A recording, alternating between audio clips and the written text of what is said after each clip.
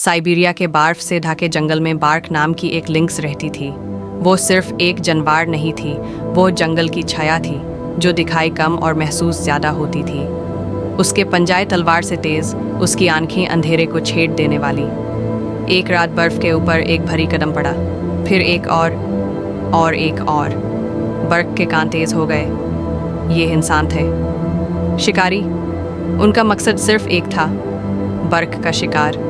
मगर जंगल का एक उसूल था, जो शिकार दिखाई दे सिर्फ वही शिकार होता है। और बार्क दिखाई नहीं देती थी। पहला सिपाही आगे बढ़ा। उसके हाथ में बंदूक थी, लेकिन जंगल की खामोशी उसके अंदर एक अजनबी सी दहशत भर रही थी। हर बर्फ गिरने की आवाज़, हर पत्ता हिलने की हल्की सी झंकार, सब कुछ उसके दिल की धड़कन तेज कर रहा था। अचानक एक हल्की सी हरकत हुई। सिपाही ने फौरन मुड़ के गोली चला दी। धम!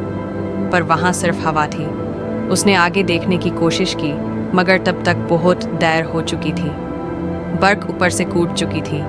उसके पंजे सिपाही की गर्दन तक पहुंच चुके थे। एक चीख भी ना निकल पाई। दूसरे सिपाही ने अपने साथी की लाश देखी।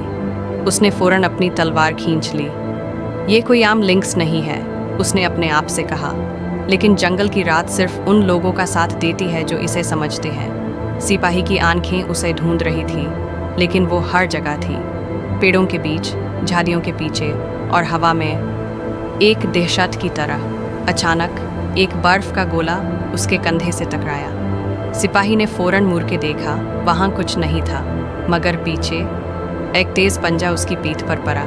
उसके हाथ से तलवार गिर गई। जंगल फिर से खामोश हो गया। आखिरी शिकारी, आखिरी सिपाही अब अकेला था। उसका चेहरा पसीने से भीग चुका था, हाथ तलवार पर कस के जमे हुए थे। लिंक्स, मुझे पता है तू यहीं है, उसने धीमी आवाज़ में कहा। लेकिन जंगल सिर्फ सुनता है, जवाब नहीं देता। सिपाही ने अपनी बगल से एक मशाल जलाई। जंगल की पीली रोशनी में उसने एक छाया देखी। वो रही तू, उसने जोर से कहा और फौरन तलवार चलाई। चाक, लेकिन सिर्फ हवा कटी। बर्फ जंगल की रानी थी। उसने अपना वक्त लिया, पहले एक पेड़ से दूसरे पेड़ तक, फिर नीचे, फिर एक घूमता बर्फ।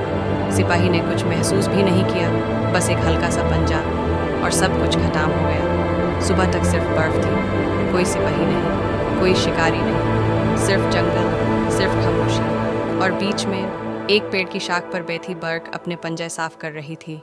यह जंगल उसका था और हमेशा रहेगा।